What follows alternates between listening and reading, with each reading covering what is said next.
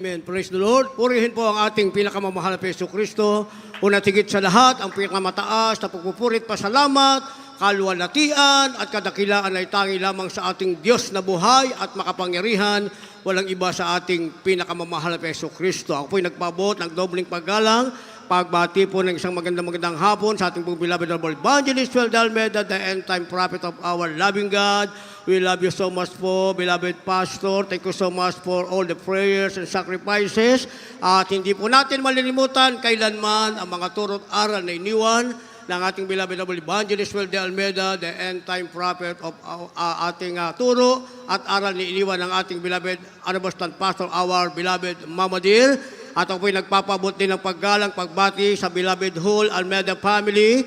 Tsaka lang pong mga mahal sa buhay, purihin nating malapay noon sa ating pong mga visitors from US. At sa lahat po ng ating mga pinagpalang kapatiran, mga baguhan. At sa lahat po ng ating mga viewers sa ating pong live webcast. At pinasasalamatan ko po ang ating pinakamahal na Yesu Kristo sa dakilang pagkakataon. Muli na ipinagkalob sa akin mga minamahal upang papurihan, pasalamatan, dakilain ang kamanghamanghang gawa ng ating Diyos sa aking buhay, mga minamahal. 34 na taon nang nakaraan, way back 1989, mga minamahal. Isa po ako sa kabataan, mga minamahal, na nag-iisip ano ang nangyari sa aking buhay. Sapagkat ako po, mga minamahal, ay sinilang sa kahirapan. Lumaki po ako sa bangketa ng Prisco at Muñoz Market, mga minamahal. Yan po ang aming buhay. Subalit meron lamang isang pangarap ang aking mahal na nanay, na kami ay makatapos ng pag-aaral at yan daw ang aming kayamanan.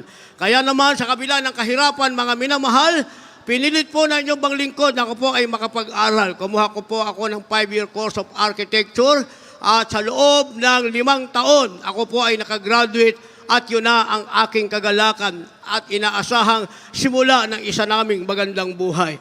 Subalit, mga minamahal, sa aking pag-apply sa ibang bansa, way back 1987, mga minamahal, ako po ay gumraduate sa dako ng FEU at ako po, mga minamahal, ay nag-apply after graduation sa ibang bansa. Ang palitan ng dollars noon ay 27 pesos. At para sa akin, yun ang simula ng isang magandang kapalaran, isang magandang kinabukasan. Subalit ako po ay na-diagnose na ako pala ay may karamdamang ketong. Subalit ayaw sabihin ng aking doktor, pinilit ko siya. Sabi ko, Dok, sabihin mo sa akin ano ang aking karamdaman, sapagkat nagbubulungan sila ng aking mahal na nanay. Sabi ng doktor, gusto mo talagang malaman, ang karamdaman mo ay ketong. Noong panahon na yon, mga minamahal, way back 1980s, na-imbento na ang 5 gamot sa ketong. At ang isa ron, mga minamahal, ay parang toothpaste na kasilaki lamang ng aking hinliliit.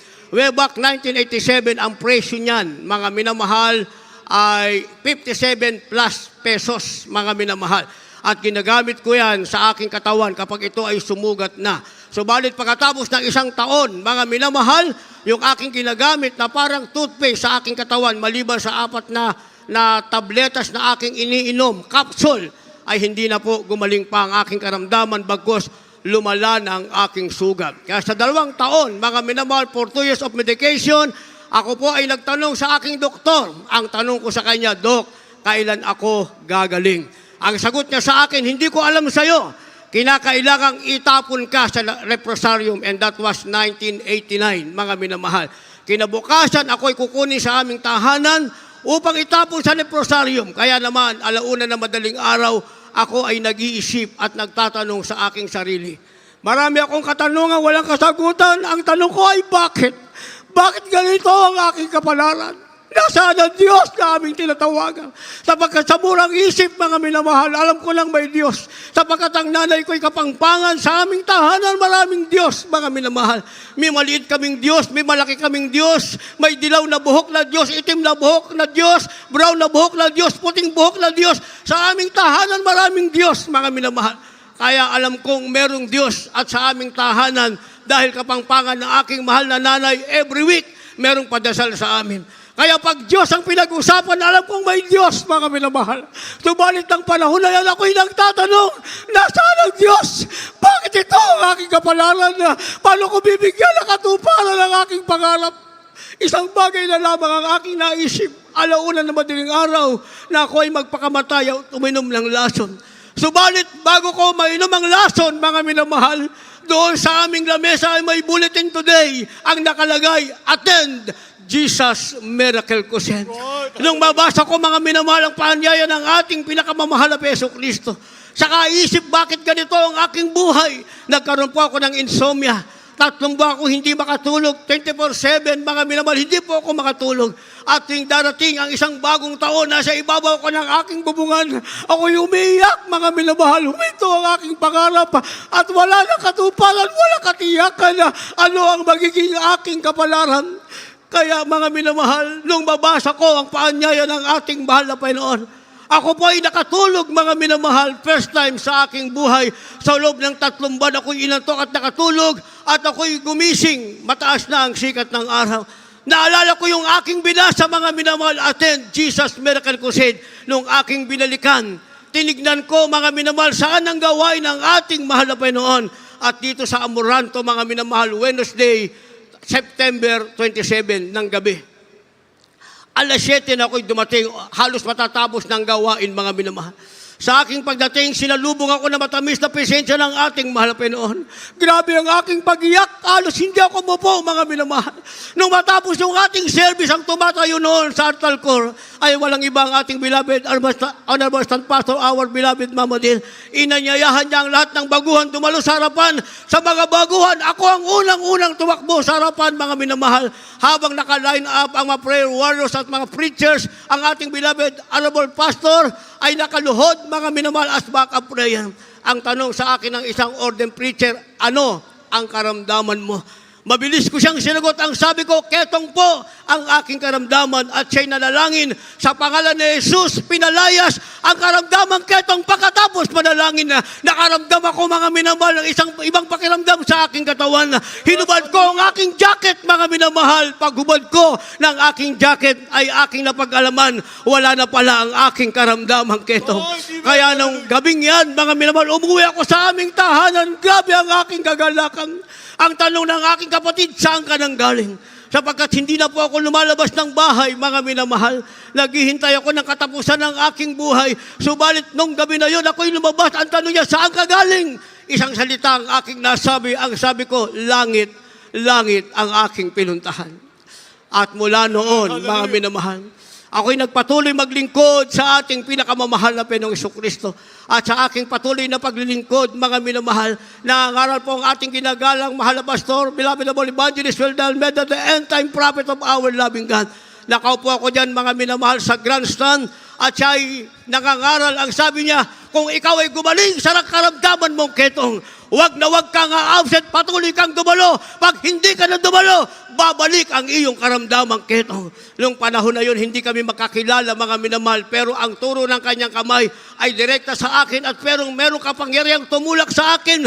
Grabe ang aking takot, mga minamahal. Kaya naman nagpatuloy akong maglingkod sa ating pinakamamahal na Panginoong Jesucristo, at lumipas na ang mahabang panahon. Sabi sa akin ng doktor, isang araw na hindi ka uminom ng gamot, 1,000,000 times ang multiply ng germs sa iyong katawan. Yun ay totoong nangyari, mga minamahal. Sapagkat nawa ako hindi na makapunta sa ibang bansa, mga minamahal, humiwalay na ako ng business sa aking mahal na nanay. Nagtayo ako ng Lois General Merchandise dyan po sa dako ng Muñoz. At inaabot, mga minamahal, ang aming delivery hanggang alas 3 ng hapon. Alas 5 ng madaling araw, kinakailangan bukas na kami, mga minamahal. Bubagsak ang aking katawan. At doon ko na pag-unawa, mga minamahal, ang maraming pera, ang masarap na pagkain, ang damit na isusuot mo sa iyong katawan, ay wala nang halaga pa kapag ang karamdaman mo ay malala na, at ang katawang lupa mo ay wala nang pagkain pang tatanggapin, wala nang isusuot pang damit, mga minamahal, at ang perang meron ka, hindi mo na pakikinabangan, bagkos na naisin mo pang bawiin ka na lamang ng buhay. Subalit salamat sa ating pinakamamahal na Panginoon, mga minamahal. Ako'y nanalangin maging isang manggagawa sa malalaubasan ng ating mahal na Panginoon.